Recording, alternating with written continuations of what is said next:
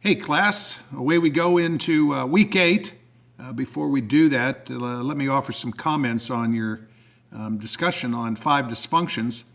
It's interesting that in the ex-teammate sweepstakes, there are at least 3 that have been mentioned. So there's some disagreement among you as to who the ex-teammate needs to be, but that's okay.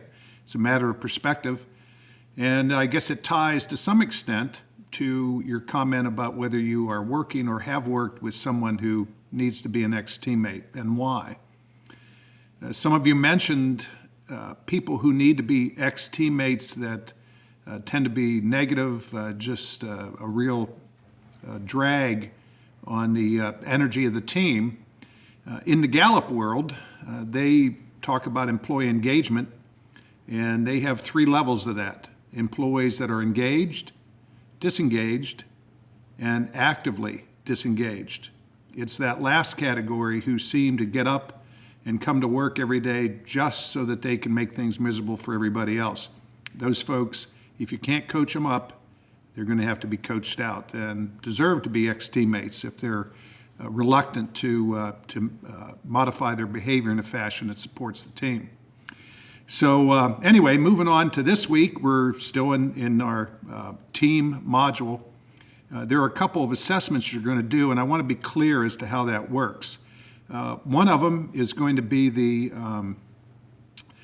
using the 5 dysfunctions is going to be an assessment of your work team. Let me say that again. I want you to assess the team or group with whom or department with whom you work. So you'll have those folks in mind as you fill out that assessment. And you're going to evaluate them against the 5 dysfunctions. So it's actually a diagnostic of sorts, and you're going to be asked in a discussion to elaborate further on what you learned as you did that. So, and don't forget, you're part of that team that you're responding to. So take some instruction from that as well. So that there's a form that you will that you'll retrieve through the checklist and fill that out. You can do it. It's a Word document, so you can fill in. It'll take a little manipulation, but go ahead and fill in the numbers.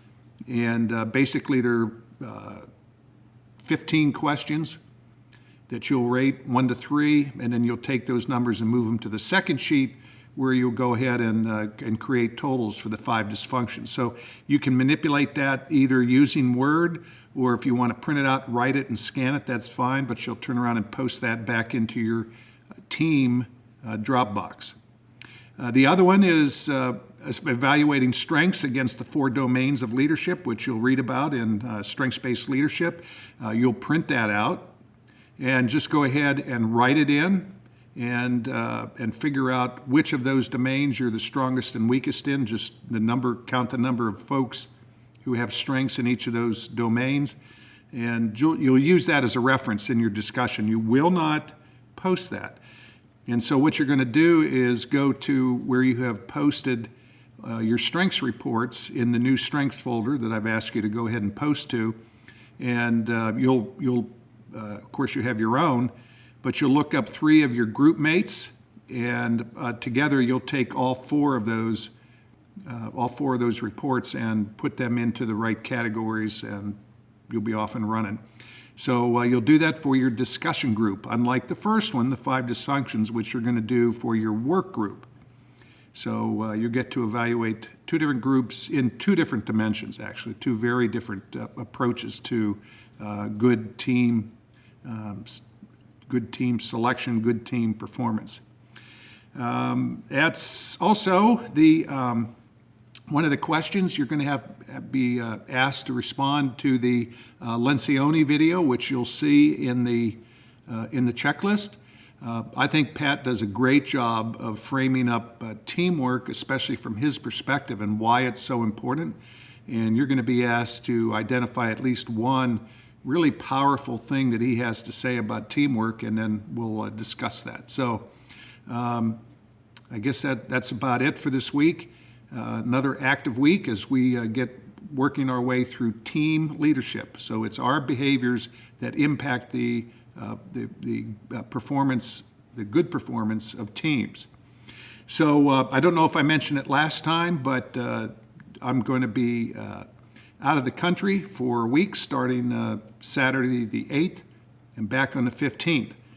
They say that we've got internet access. We'll find out what that means. I suspect I'll at least be able to check in and answer questions.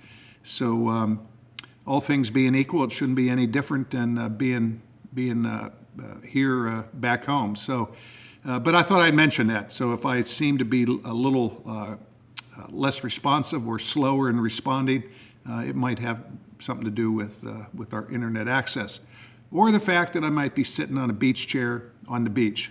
One of those might be the influencing factor there. So anyway, hope you're enjoying how things are going. You guys you're doing some great work, and you're making this experience very personal, which that's the intent.